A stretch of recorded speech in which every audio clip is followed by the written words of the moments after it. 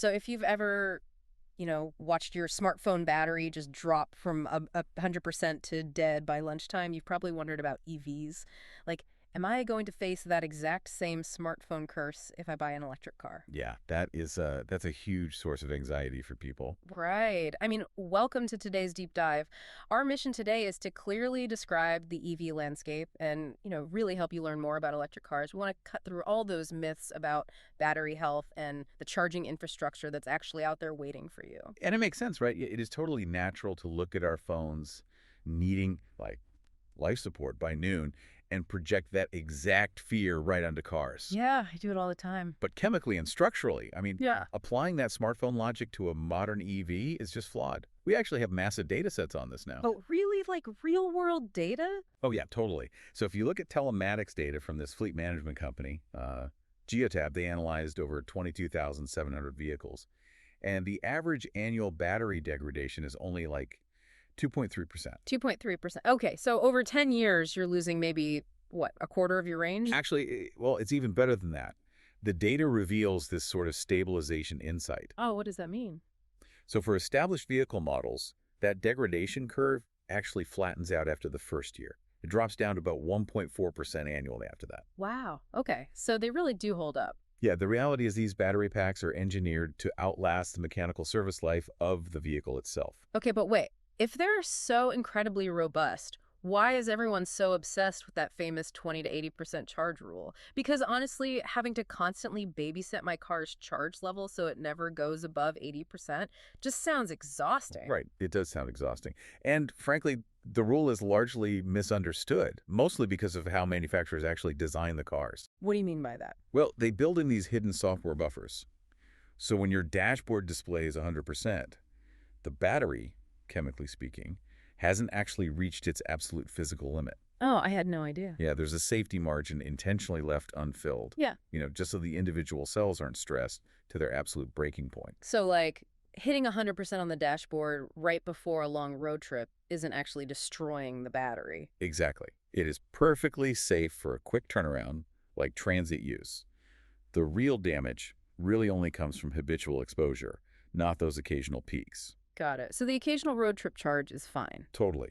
The stress happens when you leave the car park just sitting continuously at a full charge for days at a time, or totally empty for that matter. Right, so it's the duration. Yeah, it's the prolonged duration of that stress that degrades the chemistry, not just, touching the top of the scale for a few hours.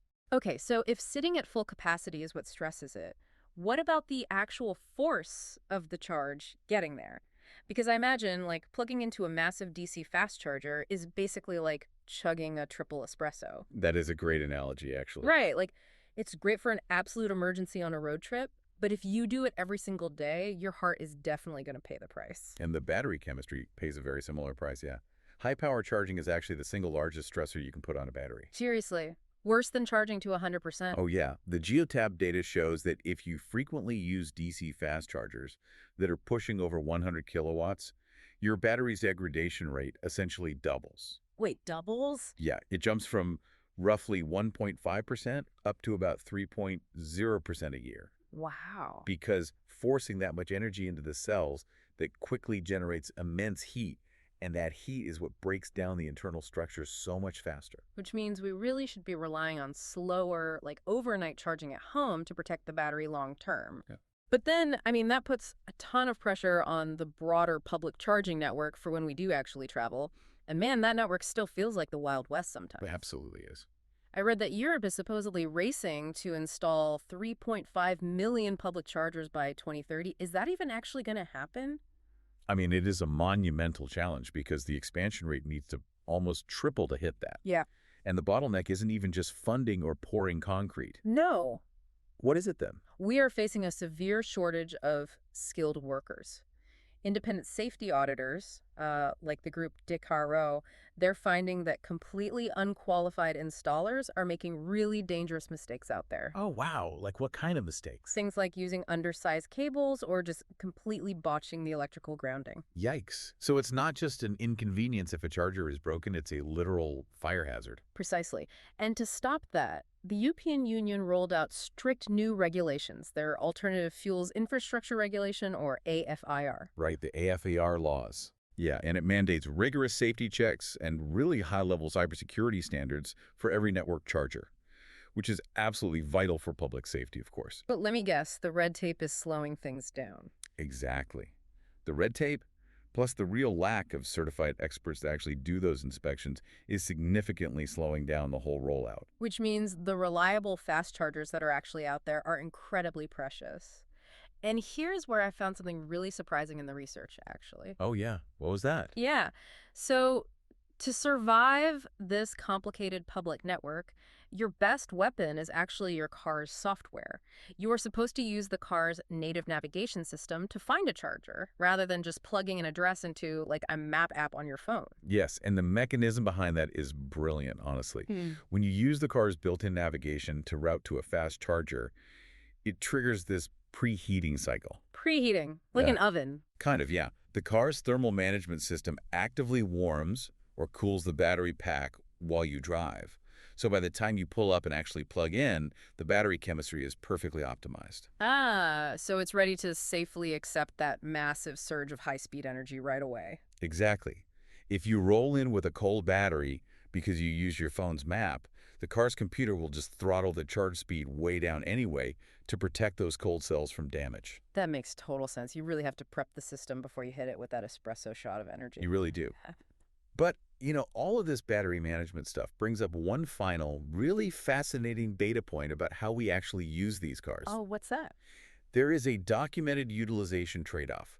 So EVs that are driven intensively every single day, like taxis or delivery vehicles, they do face a slight 0.8% degradation penalty compared to vehicles that just sit in a garage. Right, but those high-use vehicles yield a vastly superior return on investment. I mean, they're constantly working, maximizing fuel savings, and essentially paying for themselves while the battery still easily outlasts the chassis. Exactly. The data suggests that overprotecting the battery might be missing the whole point of owning the vehicle in the first place. That is such a good point. Well, thank you for listening to this deep dive into the real world of EVs. Our mission is always to help you learn more about electric cars, and if you enjoyed the deep dive today, please smash that like button. Yes, please do. So we want to leave you with a provocative thought to mull over. If modern EV batteries are actually robust enough to outlast the car, and the real financial value comes from relentless use, wait, sorry, let me restart that. If the real financial value comes from relentless use, then instead of babying your EV in a climate-controlled garage like a fragile old smartphone, is the best strategy simply to drive it as hard and as often as possible. Catch you next time.